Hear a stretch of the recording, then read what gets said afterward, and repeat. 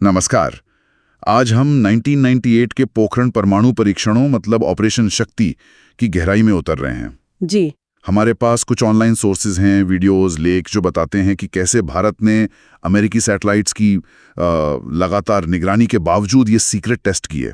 हाँ, बिल्कुल। हमारा मकसद ये समझना है कि भाई ये इतना गोपनीय मिशन आखिर कामयाब हुआ कैसे, जिसने वॉशिंगटन से बीजिंग तक मतलब सब कुछ चौंका दिया था। सही बात है। सोचिए, 11 मई 1998 दोपहर 3:45 एक धमाका होता है पोखरण में और दुनिया का जैसे नक्शा ही बदल जाता है। जी। पर ये हुआ कैसे? मतलब अमेरिका तो लगातार देख रहा था ना। हाँ, यही तो सबसे दिलचस्प बात है।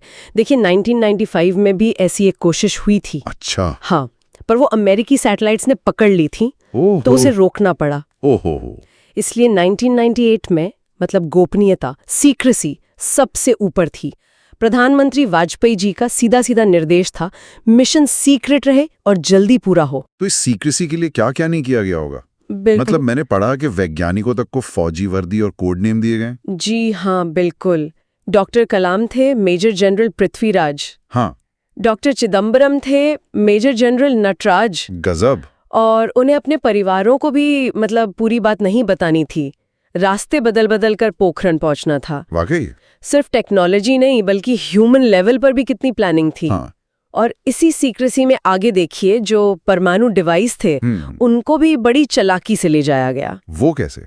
प्लूटोनियम जैसी जो चीजें होती है ना, कोर मटेरियल, उसे मुंबई से सुबह सुबह तड़के ट्रकों में लाया गया। ट्रकों में? हाँ, और वो भी ऐसे बक्सों में जो देखने में सेब की पेटियों जैसे लगे। अच्छा, ताकि कोई अंदाजा ही ना लगा पाए। बिल्कुल। फिर वो एयरपोर्ट गए, मालवाहक विमान से जोधपुर और वहां से फिर ट्रकों में पोखरण।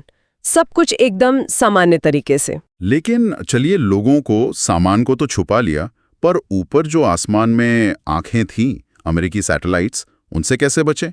वो तो असली चुनौती रही होगी। हाँ, वो बहुत बड़ी चुनौती थी। तो उसका तरीका ये था कि ज्यादातर काम या तो रात के अंधेरे में होता था या फिर जब रेगिस्तान में जोर की आंधी चल रही हो। आंधी में? क्यों भला? ताकि सैटेलाइट ठीक से देख ना पाए, विजिबिलिटी कम हो जाए। यहाँ तक कि जो तारें बिछाई गई थीं साइट तक, उन्हें भी रेत में गहरा दबा दिया गया था। अच्छा, और इतने सारे वैज्ञानिक, फौजी जवान वहां थे, इतनी एक्टिविटी को कैसे छिपाया गया? मतलब लोगों को शक तो होता ही। उसका भी इंतजाम था। ये भी प्लानिंग का एक मजेदार हिस्सा है। बताइए।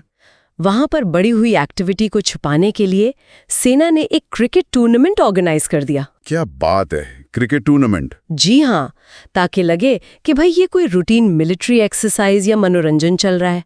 आधे लोग क्रिकेट खेलते, बाकी आधे अपना सीक्रेट काम करते। कमाल है। एक और डर रहा होगा टेस्ट के बाद, रेडिएशन फैलने का।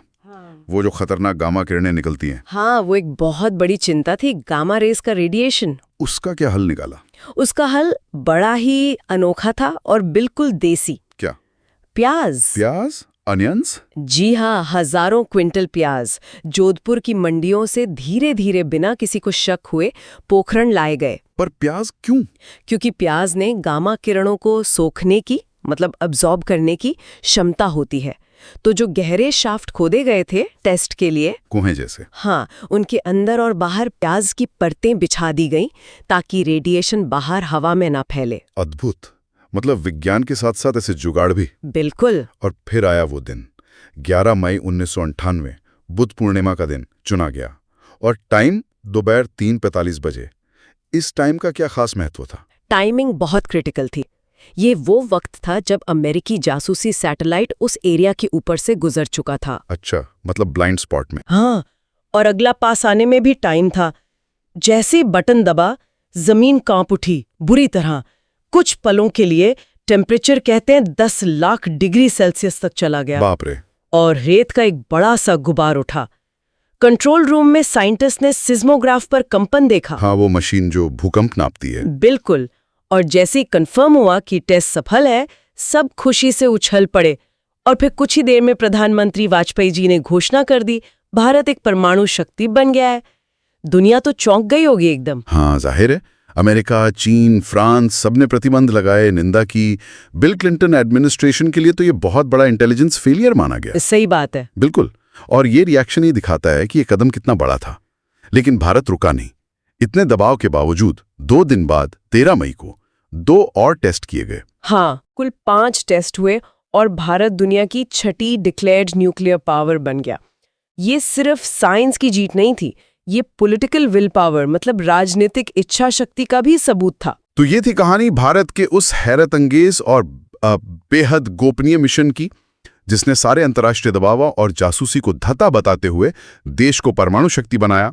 ये सिर्फ एक तकनीकी जीत नहीं थी, ये जबरदस्त गोपनीयता, प्लानिंग और कोऑर्डिनेशन का भी उदाहरण था। निश्चित रूप से, और ये घटना दिखाती है कि कैसे मुश्किल भू राजनीतिक हालात में भी राष्ट्रीय सुरक्षा के लक्ष्य हासिल किए जा सकते हैं।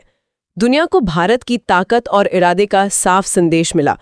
पर यहाँ एक सवाल मन में आता है कि चलिए तकनीकी सफलता तो मिल गई, लेकिन इस तरह की चरम गोपनीयता मतलब एक्सट्रीम सीक्रेसी बनाए रखने की जरूरत क्यों पड़ती है?